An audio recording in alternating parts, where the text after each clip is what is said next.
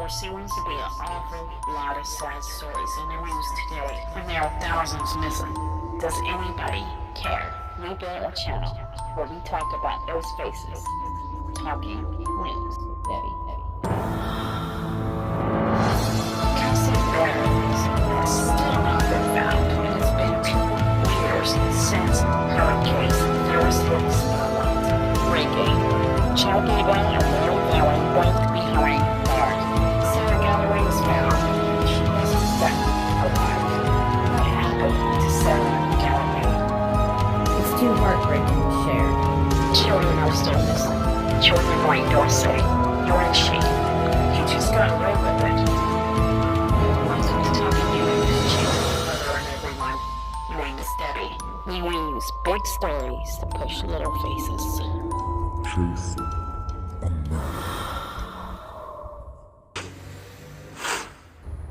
Hello everyone, welcome to Chasing a Murderer Talking News. Today I'm not going to be able to use a mic because my phone is about dead, so I'm having to use the default mic in your phone. And today is a very important day, at least for many victims attached to the Lori Vallow Daybell case. There were 2 hearings today, but the one we're going to talk about right now is the Lori Vallow Daybell arraignment. This is the Mormon / doomsday prepper mom coming out of Rexburg in Arizona. She's been to so many states, but we'll just go with that for right now. This case really got on fire when 2 of her children went missing. 17-year-old Tyler Ryan and 7-year-old JJ Vallow. Around December 20th, Justin Lom has breaking news where authorities are asking for the public's help in locating these 2 children. Shortly after, other news channels like East Idaho News and CNN, eventually The Nation, catch on to the story and find out that there is more to it than just 2 missing children. There's been attempted shootings, there's been shootings, and there has been death of many other family members attached to Lori Vallow at the time and Chad Daybell. And what they were learning was coming from one of the victims, Brandon Boudreaux, and the grandparents of JJ Vallow, Kay and Larry Woodcock. It's nearly 3 years. They have been through the ringer, an emotional roller coaster that seems to never end. They are the reason that this case has really gotten going, like I mentioned, and boy, they had to fight to even get to where they are today. And if you don't know this story, go check out my older videos because I'm not going to be able to go into all that. But one thing we do know is Larry and Kay Woodcock have been through, like I said, the ringer. There was a point in time when we didn't know we would even ever find Tylee and JJ, which they did in June of 2020. But it wasn't as everyone was hoping for. They were found in Lori Vallow's new husband's backyard, buried 50 yards apart. They were deceased. Chad Daybell, who had already had a warrant to search his home once, now had another warrant where police had a good idea of where to find the children.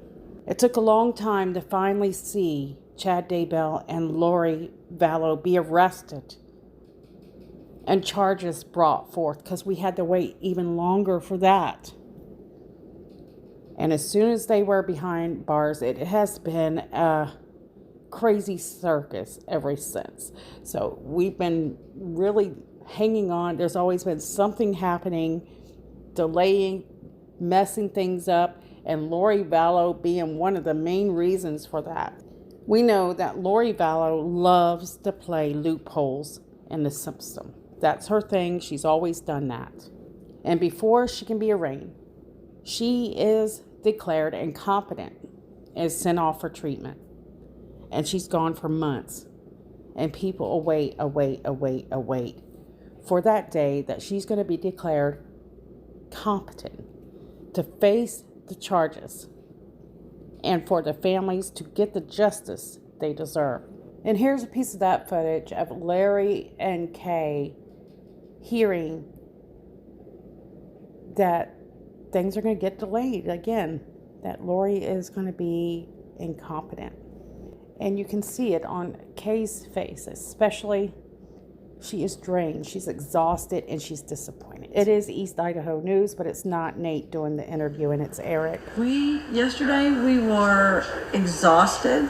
It's like we were a balloon and somebody took a pin and as soon as it was over, it was relief, but then it was so sad because I don't know if it's because it was JJ's birthday or it's just another step in the acceptance process. You know, it's like, I don't know.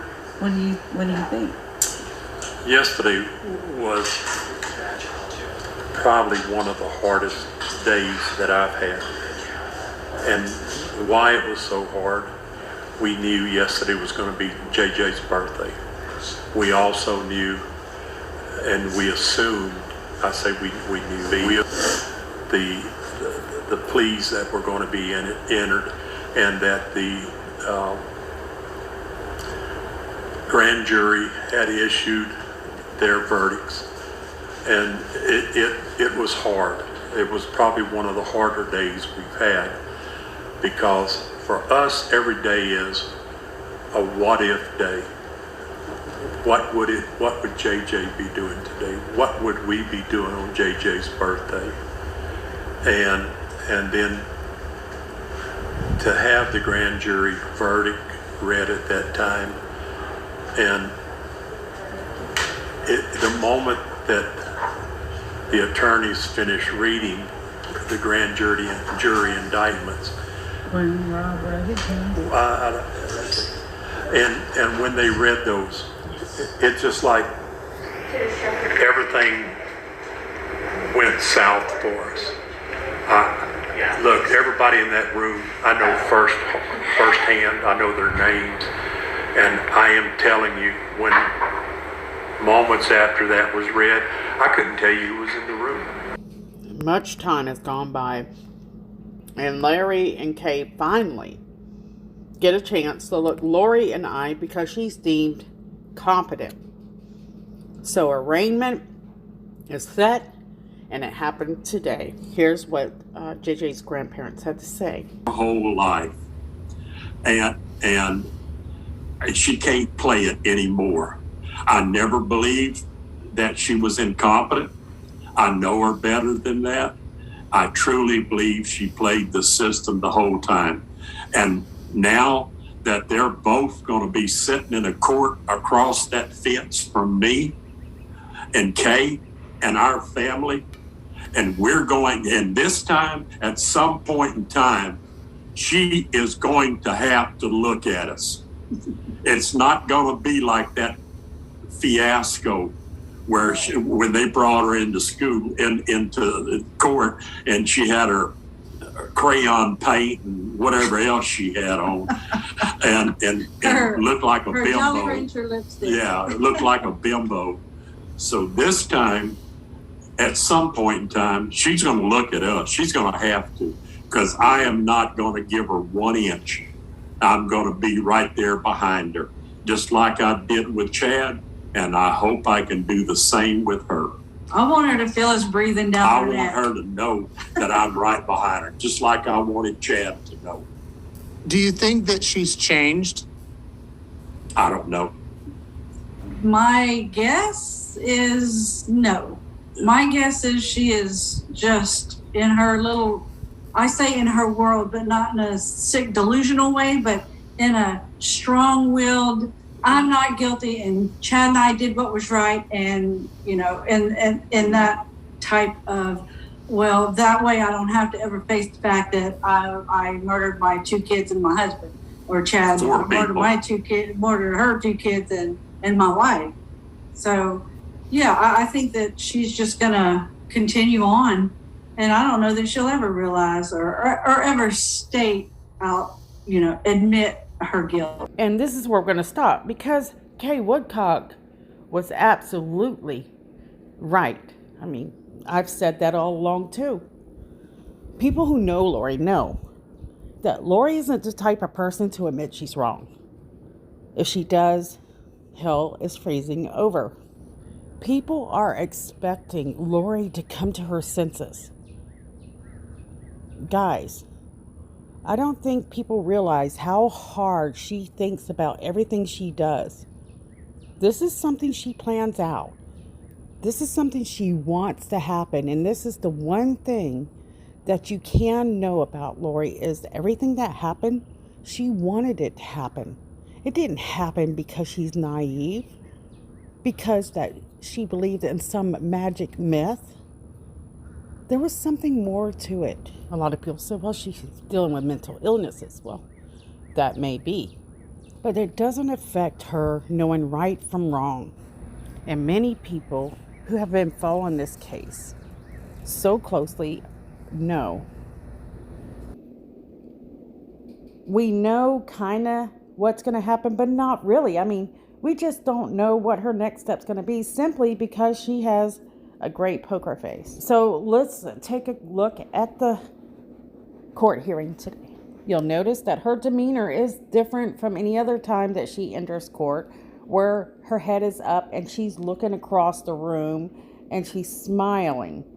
This time she managed to keep her head down and keep her eyes from roaming the room, as if she knew Kay and Larry were there awaiting that chance. Joseph Ryan's sister's there too.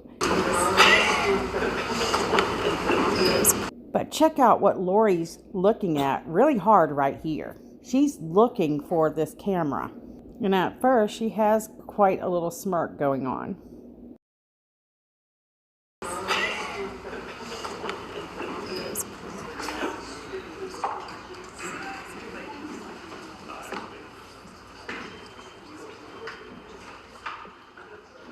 So you have Kay Woodcock, Larry Woodcock, empathy or regret, but she likes that camera. She knows exactly where the cameras are. So, and again, you can see her kind of smirking there and then giving the camera another eye. But what's interesting is her demeanor changes very quickly once the judge starts talking, and especially about charges. Her demeanor changes into this very calm, respectful, attentive person. Always sorry guys about these little chimes coming in. You know, whether she's attentive or maybe even intensive. And I found it very annoying with them going back and forth with the camera like this and zooming on the grandparents, because we want to see Lori's face, don't we? We already know how hard it is for Kay and Larry. And why do people want to see Lori's face? Well, we want to see if we can read any kind of emotion, guilt, insensitivity, anything like that. All right, so let me play some of this for you. You are for the defense, correct? Yes. All right, thank you, Mr. Archibald.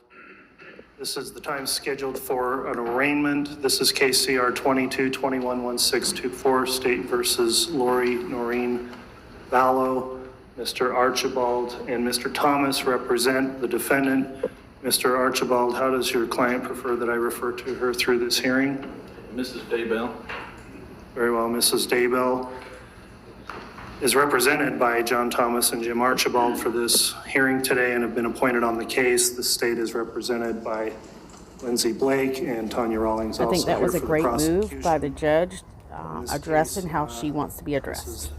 Daybell, my name is Judge Boyce. I'm the district judge presiding over this case in Fremont County, and I've been assigned to preside over the case throughout its duration.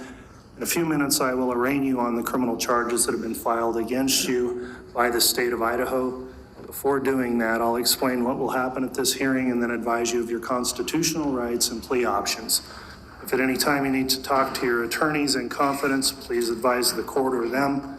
They'll notify me and we can arrange. I'll advise you of the charges pending against you and explain the penalties associated with those charges. Mrs. Daybell, the purpose of an arraignment is to have you enter a plea to the charges contained in that information. Therefore, at the end of the arraignment, I'll ask you how you intend to plea. In that regard, you would have three options. Your first option is that you may enter a plea of not guilty. If you elect to plead not guilty, a jury trial and a pretrial conference will be scheduled in your case. Also, by pleading not guilty, you will maintain all of your constitutional rights in this case, and those rights were previously explained to you on May 26, 2021 at your initial appearance before the magistrate. I'll note that on that date, in the record of the case is a form entitled the Notification of Rights that you had signed and initialed. Do you recall receiving that form and signing it? Very well.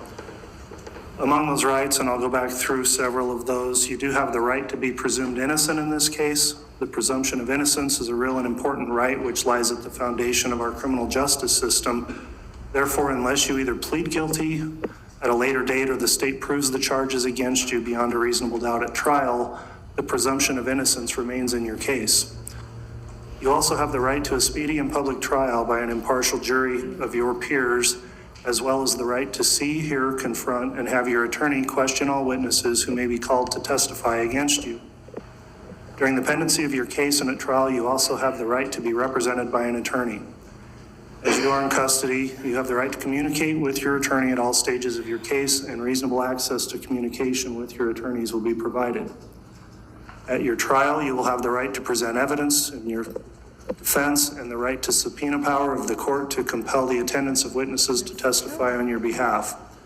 Finally, if you plead not guilty, you will retain the right to remain silent and exercise the privilege against compulsory self-incrimination. This means that you cannot be required to testify against yourself. However, you may voluntarily take the witness stand if you so choose, but you cannot be compelled to do so. If you decide not to testify on your own behalf, the prosecuting attorney can make no remarks about your failure to testify and cannot imply to the jury that exercising your constitutional right to remain silent is any indication of your guilt. Your next option and second would be to stand silent and enter no plea at all. If you decide to do that, the court would enter a plea of not guilty for you, and you would continue to maintain all of the rights I just explained to you. Your third option is that you may plead guilty to any or all of the charges. However, it's important that you understand if you were to plead guilty, you would automatically waive rights, including rights under the 4th, 5th, and 6th Amendments to the Constitution, as well as similar rights contained in the Idaho Constitution. If you were to enter a guilty plea, then I would go through in more detail those rights you'd be waiving before that time if I was advised that's how you intended to plead today. It's very important that you understand all of these rights and options that I just explained to you. And so before I go further with your arraignment, do you have any questions regarding what I've just explained for me or anything you want to ask your attorney? Very well. Mrs. Daybell, you're brought before this court to answer for the indictment that was filed in this case, which alleges that you have committed serious crimes in that 6 felony charges have been filed. Where she's acting right here has baffled me. Charges have been filed in the grand jury's indictment. Before I allow you to respond by entering a plea to the charges in the indictment, I'll ask you a few questions. First of all, did you have any questions about your right and plea options in this case? All right, and have you seen a copy of that indictment and had it provided to you? And have you had enough time to review that indictment with your attorneys? Very well. At this time, So it's good the judge is making sure that she understands everything and that she has double checked it and that her attorneys has gone over it with her, so no loopholes can be picked at. I will review the charges contained in the indictment and the possible penalties for those charges. The indictment charges under count 1, the charge of conspiracy to commit first-degree murder and grand theft by deception, felony charges under Idaho Code 18-1701, 18-4003A, 18-2403-1, 1824-03-4A, and 1824-07-1B3. Your Honor, Yes, we waive the reading if a summary is acceptable. very well. Mr. Archibald, if you read that, I'm fine with that. So that is the count contained in, the charges contained in count 1, and that relates to a allegation of a conspiracy to commit murder in the first degree of Tylee Ryan and to commit grand theft by deception. I'll advise you, Mrs. Daybell, that the possible penalties associated with those charges are the conspiracy to commit first degree murder is punishable by death or imprisonment for life. And if the death penalty is not sought, a mandatory life sentence with a minimum period of confinement being 10 years. That's the possible penalty on the conspiracy to commit first degree murder charge. You understand that charge and the possible penalty there? Very well. The second part of that count is grand theft by deception. That's a felony that's punishable by a fine not exceeding. Warning, cameraman's going to cut to the woodcocks, and we're not going to get to see Lori's face. So on JJ, just letting you know. Exceeding $5,000 or by imprisonment in the state prison for not less than 1 year nor more than 14 years, and which may also contain a restitution requirement. Do you understand that charge of felony grand theft? All right, the next count of the indictment alleges a charge of first degree murder, and that is in relation to Tylee Ryan. That charge of first degree murder carries, again, the penalty of being punishable by death or imprisonment for life. And if the death penalty is not sought, a mandatory life sentence with minimum period of confinement being 10 years. Do you understand the charge and the possible penalties in count 2 of the indictment? Okay. Count 3 is a charge of conspiracy to commit first degree murder and grand theft by deception. That is an allegation relating to an alleged murder in the first degree of Joshua Jackson Vallow, hereinafter referred to as JJ Vallow. Again, that conspiracy to commit first degree murder, I've already indicated what the penalty is. It's the same as in the prior count. Do you have any questions about that charge or the possible penalty? Very well. The next part is grand theft by deception. And again, that is punishable by a fine not exceeding $5,000 and imprisonment in the state prison, not less than 1 year nor more than 14 years, and may contain a restitution requirement. Do you understand that part of count 3 as it relates to the charge of grand theft? All right, the next count relating to you in the indictment is count 4 of the indictment, which is a count of first degree murder as it relates to JJ Vallow. Under that count, again, the charge is punishable by death or imprisonment for life, and if the death penalty is not sought, a mandatory life sentence with a minimum period of confinement being 10 years. Do you understand the charge of count 4 and the possible penalties? Very well. Count 5 then is the next count alleged in the indictment relating to you. Count 5 is conspiracy to commit first degree murder. That is in relation to Tammy Daybell. The conspiracy to commit first degree murder charge in that count, again, carries a penalty of, it may be punishable by death or imprisonment for life. And if the death penalty is not sought, a mandatory life sentence with a minimum period of confinement of at least 10 years. Do you understand the charge contained in count 5 and the possible penalties? All right, finally, I believe the last count in the indictment filed against you is count 7. That is a count of grand theft. Grand theft is a felony in Idaho that's punishable, again, by a fine not exceeding $5,000, by imprisonment in the state prison not less than 1 year, no more than 14 years, and also may contain a restitution requirement. So do you understand the charge filed in count 7 and the possible penalties? Very well. That summarizes then the charges contained in the indictment. At this time then, I'm going to go back through the charges and ask how you plead as to each charge. Before I take that plea then, do you have any questions for the court or anything you need to discuss with your attorneys? Your Honor, she intends to remain silent. I'll ask the court to enter in not guilty pleas for her and set the matter for trial. Very well, Mr. Archibald, then that is her right to remain silent. The court, upon entry of that, will enter a not guilty plea as it relates to all of the counts alleged in the indictment against the defendant. That is on count 1. A not guilty plea will be entered on count 2. A not guilty plea is entered on count 3. A not guilty plea is to be entered on count 4.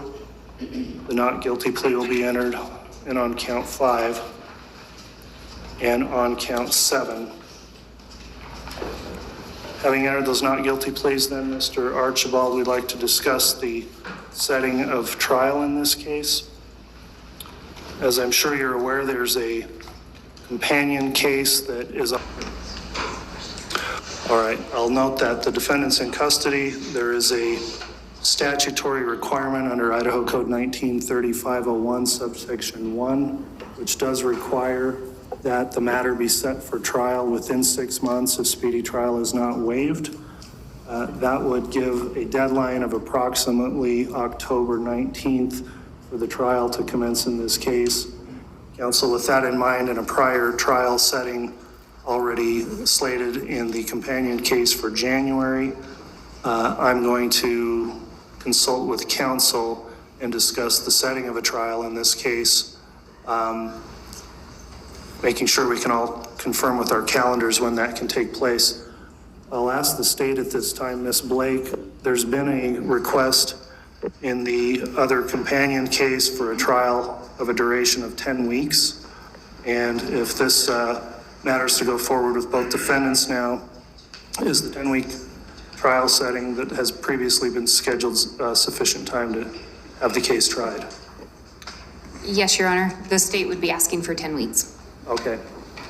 Mr. Archibald, having consulted with your client and reviewed the evidence, I think at this point, at least to some extent, as I'd note the case has been stayed, but you've been appointed for some time, do you believe that that 10-week trial setting is a sufficient amount of time? Yes, Your Honor. All right. All right, well, with that in mind then, counsel, I'm going to review calendaring and we'll get a trial set within the speedy time frame limits if your client's not going to waive that right. So we'll look at a setting that would likely occur in mid-October for trial in this case. Does the state have anything they want to add or be heard on the terms of the trial setting, Ms. Blake?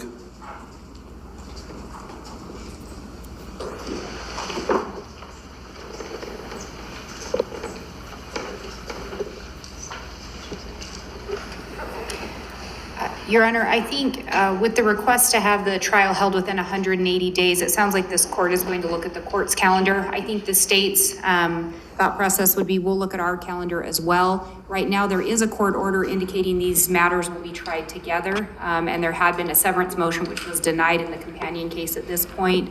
But we will look at the state's calendar and request the opportunity to provide briefing to the court if the court would allow that with regard to whether or not a separate trial should be set. Okay, we will take that under advisement. It's a decision that obviously needs to be set quickly, the trial setting with a limited time frame for us to make these arrangements for trial. And so I will contact counsel about calendaring, which we can do off the record, and confirm dates for the commencement of a trial. The presumption being at this time that it would be a single trial together with both this case and the companion case of State versus Chad Guy Daybell, case CR 22-21-16-23, to be tried together. But if the state believes that's not the case based on the previous rulings, I'll consider that. However, we'll set out a scheduling order and I'll advise counsel that we'll need to have these dates sorted out by the end of this week because I'd like to get the matter on the calendar so that we can start making arrangements for trial. And Your Honor, if I may just clarify, it is the state's belief that they are to be tried together. I think when I was referring to the briefing, it was if we were going to, for any reason, set a separate trial date. sooner than that January date, then we just request an opportunity to brief that issue. But it is the state's belief these are one matter for trial, just to clarify that. Okay, understood. And also, given the nature of that proceedings here, I think we have to have Mr. Pryor's input as well, as potentially this will affect his currently scheduled case for trial. So that will, I believe, conclude what we need to cover today on the hearing for the arraignment.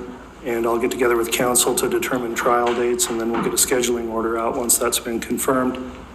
Mr. Archibald, is there anything else we need to bring up for the defense today? No, thank you. All right, Ms. Blake, anything further for the state? Your Honor, I think the only other thing the state had to mention today was the state has filed a motion for a joint status conference in the 2 case numbers. It sounds like we may be having one anyway when we're talking about setting trial dates. So there may be no need to address that. We were just going to request a date be set on that matter since counsel was here. Okay, I'll reach out to counsel and see if we can cover those issues you wanted to cover in a status conference when we do our scheduling.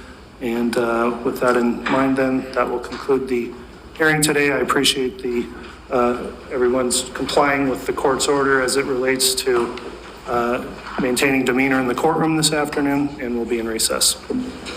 All rise.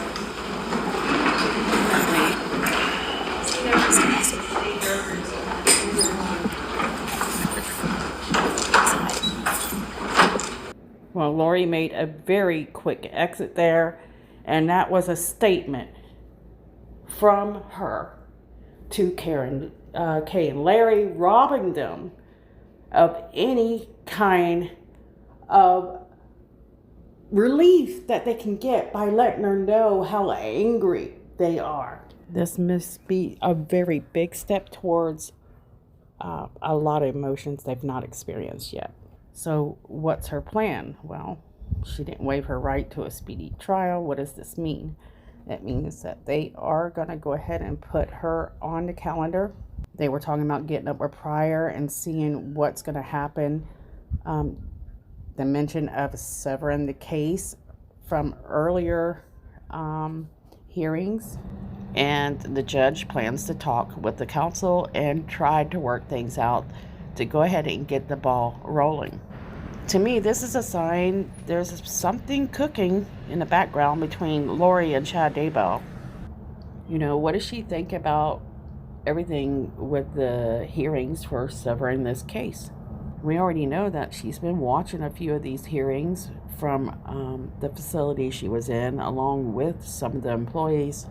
In fact, she made a phone call to the LDS looking for representation. I'm pretty sure that's what gave her the competency that has her in this hearing today. But I'm not certain on that. But all I can say is the family was robbed of their intentions today. Lori made sure of that. That's what she's good at. Making sure that no one else has control but her. Even behind bars, she still has the reins. Watching her face as they talked about her children that are no longer here, along with the word murder, there was really no reaction of any kind that you could read on her face. Not any. But she did answer the questions. There was no delay in that. She understood everything quite clearer. It appeared that she knew everything that was going on.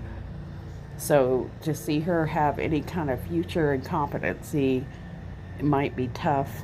What we did notice is Kobe Ryan was not there. And this is because Kobe Ryan's really having a difficult time and he's pulling himself away from it because of that. Kobe Ryan, make sure you go check out his channel. He's actually trying his best to move forward and find a positive light, because now he has 2 daughters.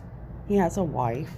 He's been spending a lot of time reflecting back on his life, trying to figure out what really happened through his childhood. He's even written a book with his wife. I think that's the saddest part about all this. And the fact that you see a lot of the people just kind of staying away from this case. You're not seeing Brandon Boudreaux so much anymore. And Melanie Pulaski, my gosh, she's still running free, and a lot of people are upset about that because they feel that she too should be behind bars. And we know that the Daybell kids, they have been quite supportive of their father, yet they show a little resentment towards their stepmother, Lori Vallow. Let's talk about a few things that people are commenting about, and that is, a lot of people feel, why was she pampered? Why does she get to have her hair and makeup? This is something that people are really upset about. They don't like it. And let's talk about the fact that she didn't even put in a plea. She stayed silent. A lot of people were wondering why she did this.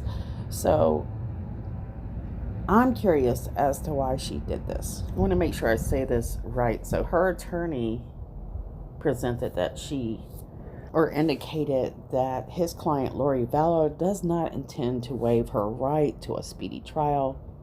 So this is saying that the court proceedings would need to begin by fall, which is around October 19th of this year. Chad Daybell's hearing was actually set for January of 2023. So how is that going to affect this case since they are together and not severed as far as we know? Is this just another attempt to cause complications and delays, or is this a message she's sending to Chad that she's going to be first? And that should be a scary message for him. And Chad should be used to codes because these guys use codes all the time. So it's interesting, are Chad and Lori even able to communicate what's going on with them, with Chad's kids kind of shifting the blame from their father to their stepmother? Is this something that they're getting from their father? Is Chad Daybell having second thoughts? That's what everybody's wondering. And we will talk more details on this later, guys, but I just want to do a quick video. It's not so quick, but for what I could share with you guys, it's pretty quick. We may be able to expect this trial to go ahead and start by the fall. We know that the judge mentioned getting together with the council and putting together some dates and putting it on a calendar. I think Lori had a 10-month ride in that mental facility where she was able to probably wear regular clothes, color her hair, probably have a little bit more lenient communication time, freedom. But now, those days seem to be over. Hopefully her vacation days are done. Now you just got to wait around and see what her next step is, because she's not just going to sit around. There's going to be something happen. What is it? One of our subscribers, and I want to mention her name is Ron. She is actually writing a book on this case. I want to make sure that you guys keep an eye out for the day that she finishes that book. I think it's going to be an interesting read. She's going to take a different perspective, a different direction with this book than most people. This case has gone a long ways, because at the beginning of this case, Lori was portrayed as an innocent mom that was brainwashed by her new man. But we learned through years of questionable things that she does to other people involved in her life, like Joe Ryan, and it goes on and on for years, including mentioning the fact they wanted to murder him. Maybe Chad is the victim to Lori, or maybe he's always been this way, and when she come, it was just his reason, his okay to go off the deep end along with his woman. So it's basically a Bonnie and Clyde, a disastrous recipe. I didn't have a time to write a script on this, guys, so it's probably all over the place, and whenever I missed, I will definitely try to put in another video later. I just wanted to go out and do this quick overview. Definitely she seemed to have the upper hand in that courtroom, and it looks like there's some kind of thing building. between her and her husband, so there's some kind of message going out. Definitely you could see both Chad and Lori Daybell, their energy, their emotions were quite different this time. There was some kind of major stress starting to get to them, so that's probably going to make a lot of people a little bit more happier knowing that they're not enjoying the moment any longer. I think the worst part that bothers me the most is the fact that Tylee and JJ, they still are in a strange place and not been laid to rest. They're still in a morgue, guys. I'll be glad to see when these kids can finally be laid to rest. When finally they get the memorial and respect they deserve. 3 years and still restless. So let's try to do a little more detail on this later, guys. I'm sorry, it's been a very busy week. I did good to get this out. Don't forget about these people that are still missing. Please make sure you share their face today on one of your Facebook groups, TikTok, it doesn't matter.